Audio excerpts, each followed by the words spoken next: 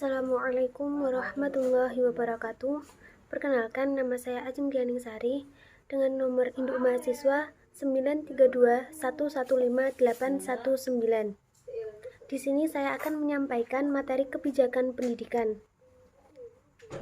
Saya mendapatkan judul yaitu kebijakan pendidikan full day school dan 5 hari sekolah, yang mana pokok pembahasannya yaitu latar belakang, teori, formulasi, implementasi, dan evaluasi kebijakan pendidikan full day school dan 5 hari sekolah. Awal Juni 2017, sebelum berakhirnya tahun ajaran 2016 atau 2017, tanpa didahului sosialisasi yang memadai kepada masyarakat, Kementerian Pendidikan dan Kebudayaan atau Kemendikbud membuat kebijakan full day school dengan menerbitkan peraturan Mendikbud atau Permendikbud nomor 23 tahun 2017 tentang hari sekolah tertanggal 9 Juni 2017. Inti dari Permendikbud tersebut adalah mulai tahun ajaran 2017 atau 2018, sekolah berlangsung Senin sampai dengan Jumat atau 5 hari sekolah dengan jam sekolah menjadi 8 jam setiap harinya.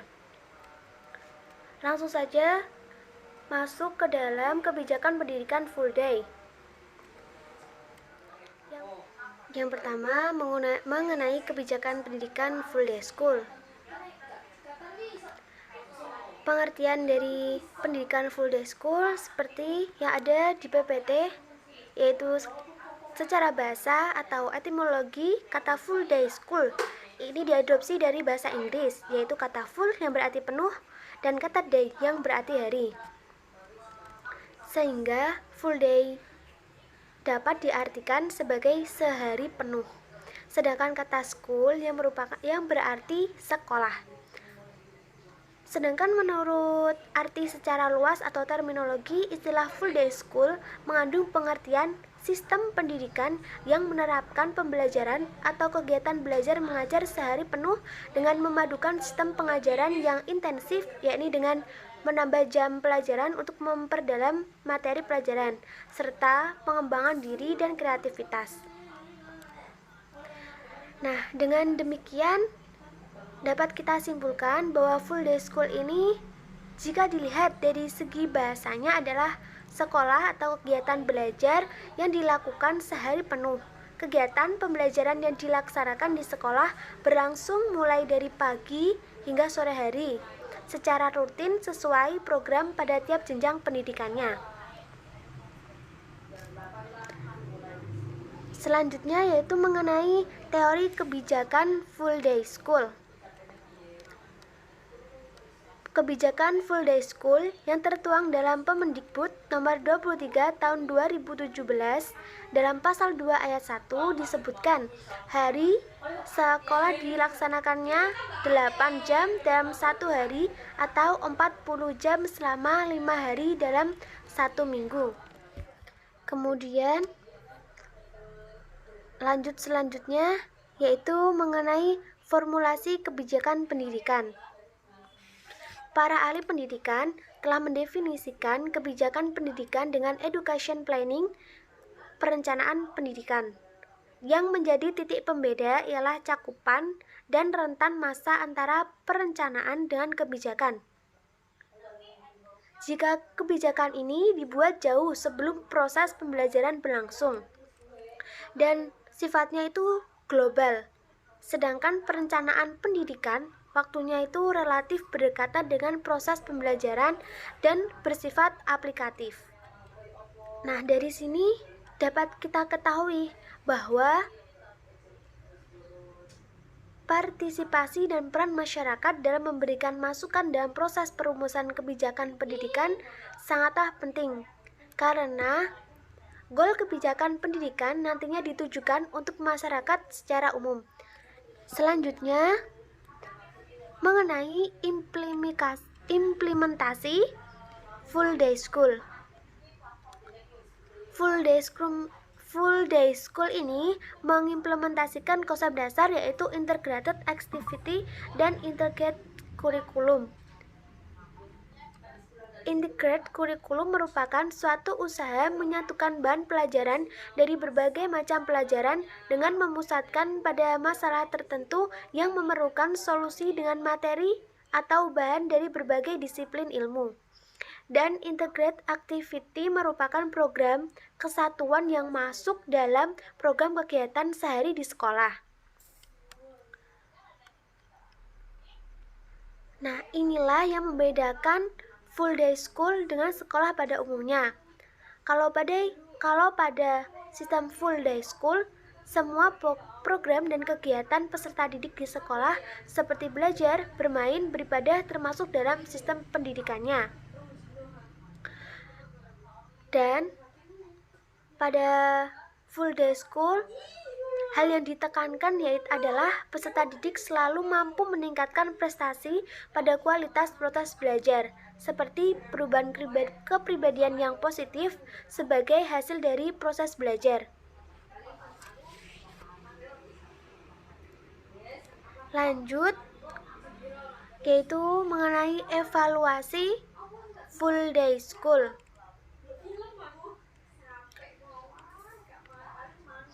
Evaluasi kebijakan pendidikan adalah suatu aktivitas untuk mengetahui suatu kebijakan pendidikan tersebut benar-benar sesuai dengan kriteria-kriteria yang telah ditetapkan serta dapat memberikan dampak nyata terhadap khalayak sesuai dengan yang diinginkan.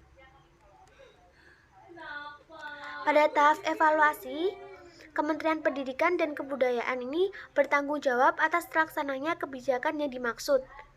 Maka dari itu, kekurangan dari pelaksanaan ini dievaluasi yang pada akhirnya sekolah diberi masukan dan arahan agar pelaksanaan kebijakan ini sesuai dengan yang diharapkan. Dan pelaksanaan full day school ini sendiri dianggap belum mampu diterapkan secara menyeluruh di Indonesia. Hal ini terjadi karena masih banyak hal-hal yang perlu dikaji ulang tentang pelaksanaannya, di mana masih banyaknya kelemahan-kelemahan dalam sistem pendidikan full day school. Untuk itu, Permendikbud ini dibatalkan dengan dikeluarkannya Perpres nomor 87 tahun 2017 pada pasal 9, di mana sistem pendidikan full day school hanya bersifat opsional dan tidak wajib diterapkan di seluruh sekolah. Lalu di sini saya akan menyampaikan mengenai kebijakan 5 hari sekolah.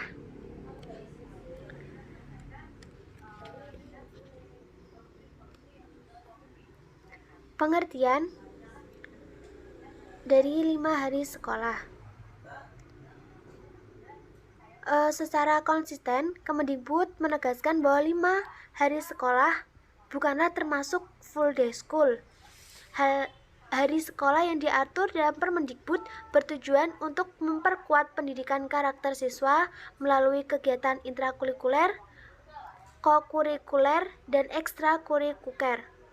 Ada beragam aktivitas belajar yang dilakukan dengan bimbingan dan pembinaan guru. Aktivitas tersebut dilakukan dengan tetap mengacu pada 5 nilai prioritas pendidikan karakter, yaitu yang pertama religius, kemudian nasionalis, gotong royong, mandiri, dan integritas. Lanjut mengenai teori 5 hari sekolah.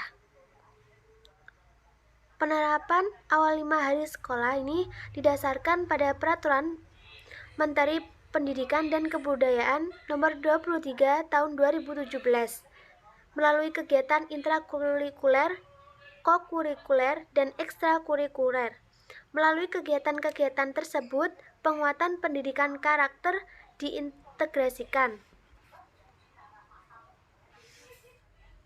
Kegiatan intrakurikuler yaitu merupakan kegiatan yang dilaksanakan untuk pemenuhan kurikulum, yaitu belajar sesuai mata pelajaran yang tercantum dalam kurikulum masing-masing jenjang pendidikan.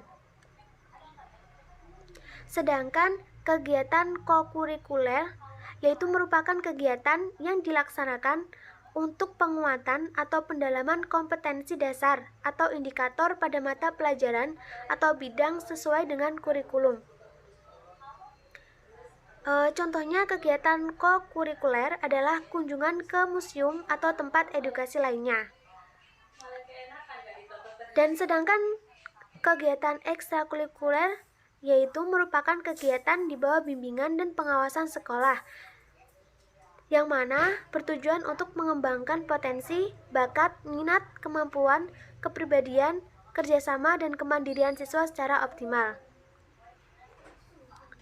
Beberapa kegiatan ekstrakurikuler yang biasanya terdapat di sekolah antara lain seperti paskibra, kelompok ilmiah remaja, klub basket, dan kegiatan keagamaan.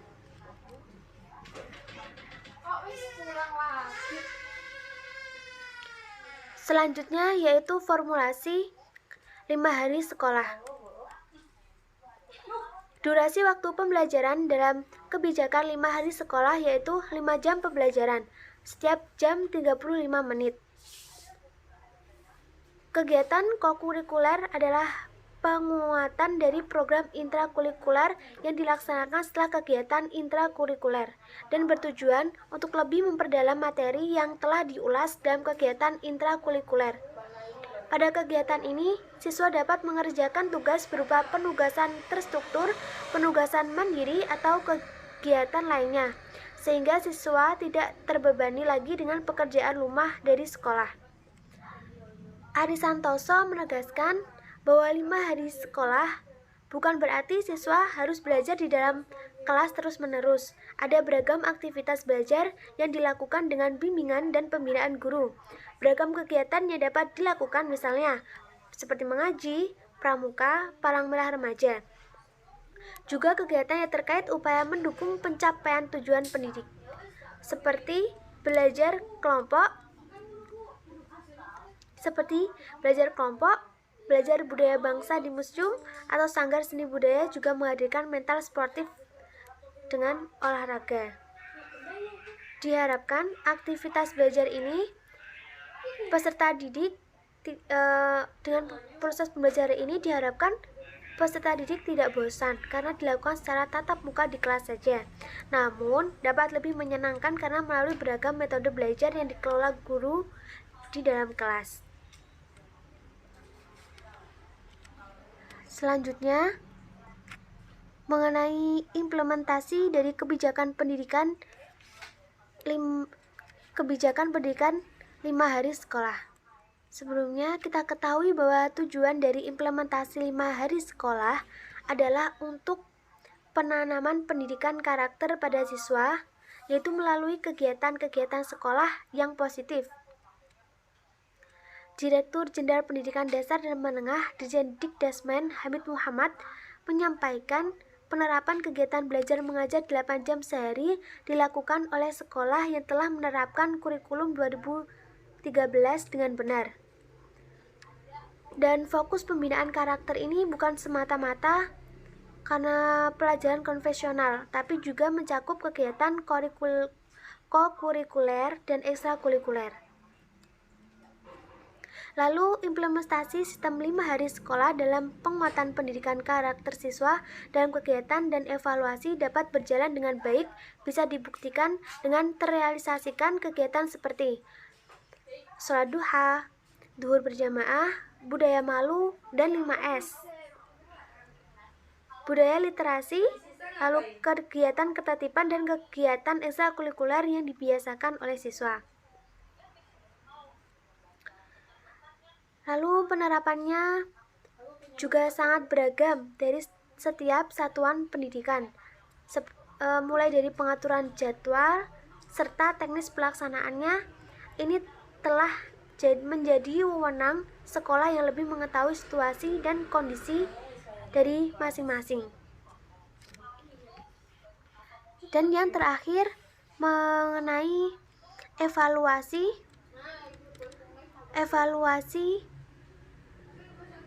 kebijakan pendidikan 5 hari sekolah. 5 hari sekolah diputuskan hanya diperuntukkan bagi sekolah yang siap dan telah menerapkan kurikulum 2013 dengan benar. Pihak yang menilai kesiapan sekolah adalah Kepala Dinas Pendidikan, baik di tingkat provinsi maupun kabupaten atau kota, yang dianggap paling memahami kinerja satuan pendidikan di lingkungannya. Penilaian mencakup penilaian sumber daya, akses transportasi, sarana dan prasarana. Evaluasi 5 hari sekolah yang baik bisa dilakukan dengan diadakannya rapat bulanan, semesteran, sehingga dari kegiatan tindak lanjut inilah yang berpengaruh pada semakin terciptanya kerjasama maupun pola hubungan yang baik antara pihak sekolah dengan orang tua siswa, khususnya dalam membentuk karakter siswa dalam 5 hari sekolah sehingga bisa didapat hasil evaluasi yang baik. Sekian yang dapat saya sampaikan. Kurang lebihnya saya mohon maaf. Wassalamualaikum warahmatullahi wabarakatuh.